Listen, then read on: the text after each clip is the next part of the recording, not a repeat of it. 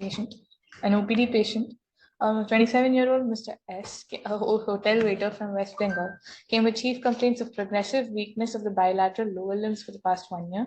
He presented with an inability to get up from the squatting position, and he often uses his arms to prop himself up. And he's also had a history of loss of weight of up to 15 kgs over the last 2 years, and apparent decrease in thigh mass over the last year. Subjectively, he had mentioned that. On examination, his vitals were stable. All other system examinations were normal except for the central nervous system. Motor examination revealed the following features. There was in lower limb, there was reduced bulk and bilateral thighs. Tone was normal in bilaterally.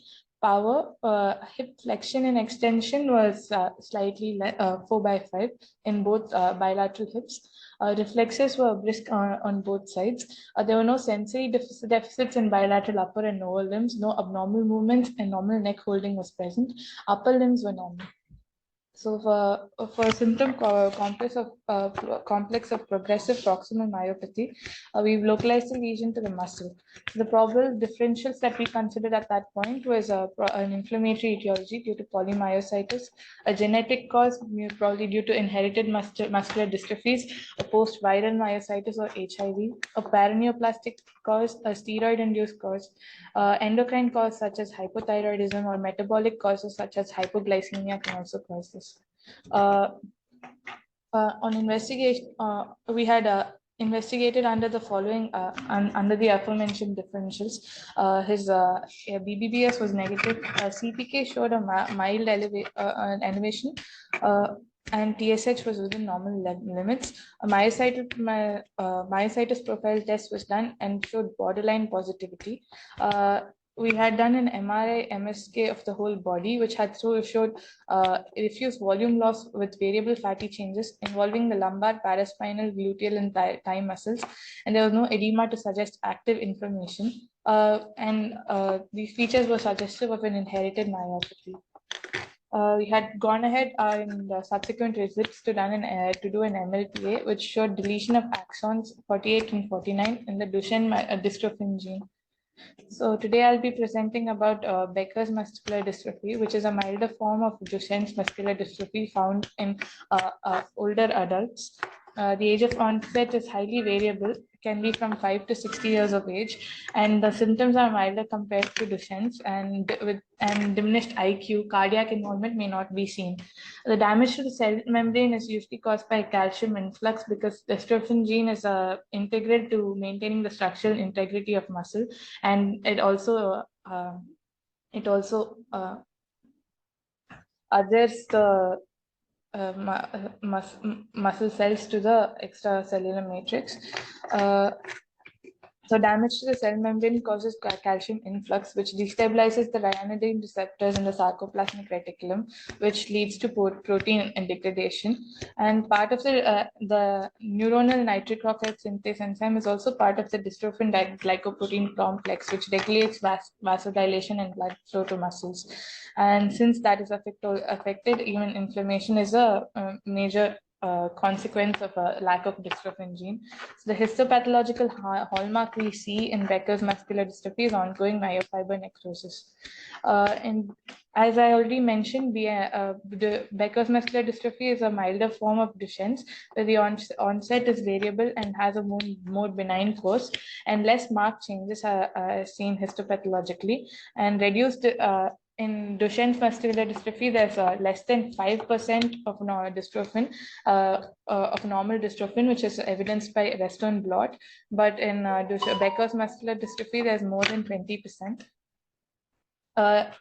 Today I would like to take the time to talk about newer treatments in Becker's muscular dystrophy.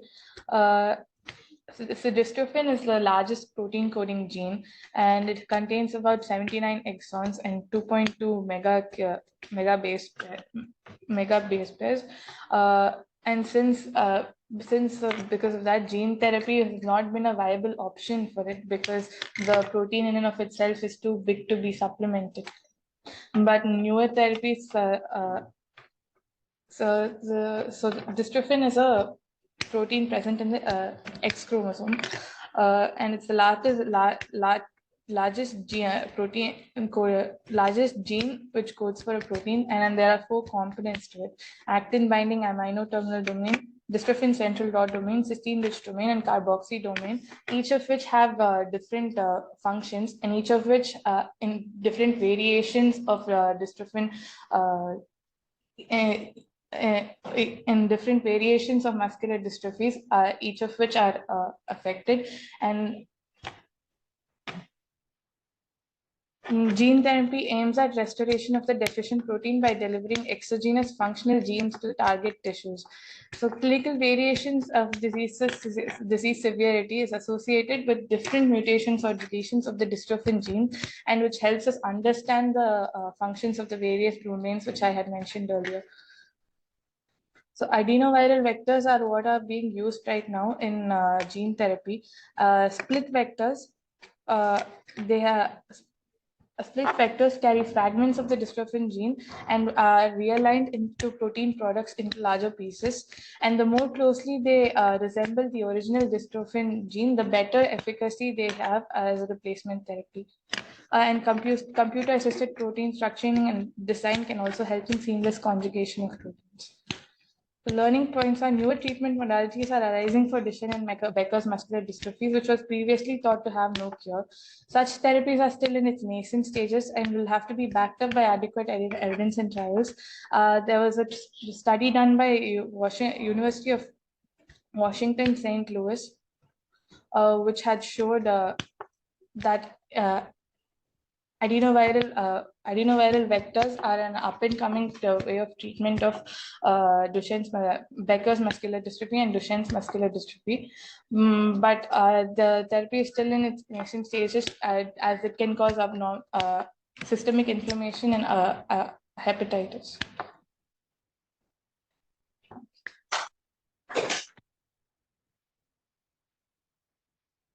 Thank you, Amrita, for your presentation.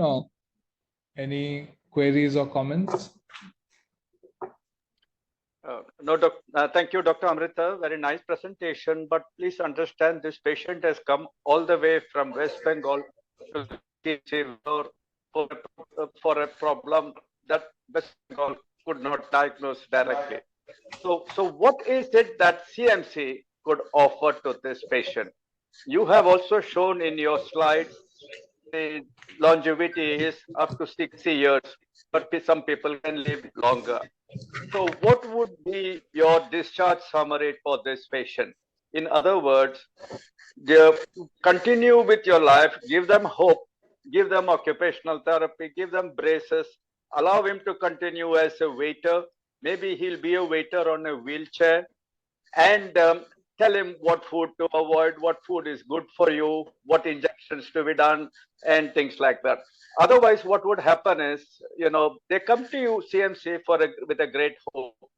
And we are not there to dash his hope. Also mention in your discharge summary that the research is going on in the world for possible gene therapy. And yesterday, from the Prime Minister's fund, a child got 6.8 crores for the treatment of spinal muscular atrophy. 6.8. And he can go back for government help.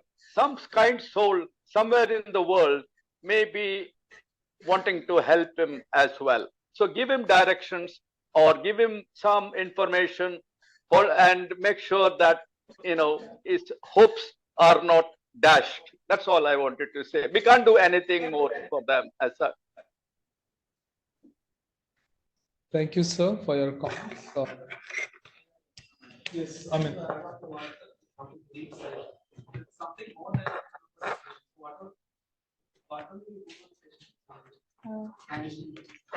Management-wise, we had started him on ethyl carnitine and coenzyme Q. And we had physical rehabilitation is the mainstay of treatment. Steroids, cardiomyopathy, ECG.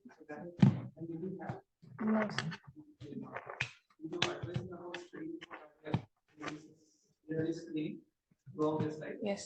Yes. And give some sort of genetic counseling. And he is married and have a child. It's an X-linked recessive disease. If the female is also happens to be a carrier, then this child is more likely to have a more aggressive. Yes. That much we have to do, apart from what other question.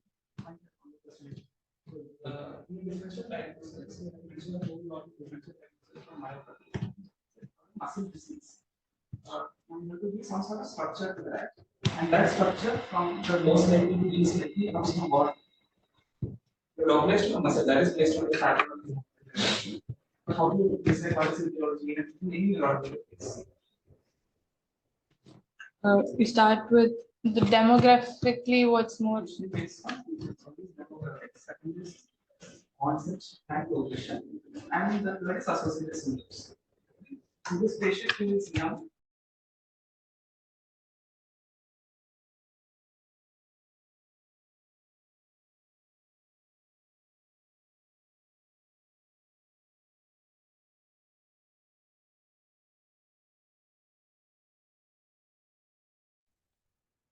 The glycogen storage disorder.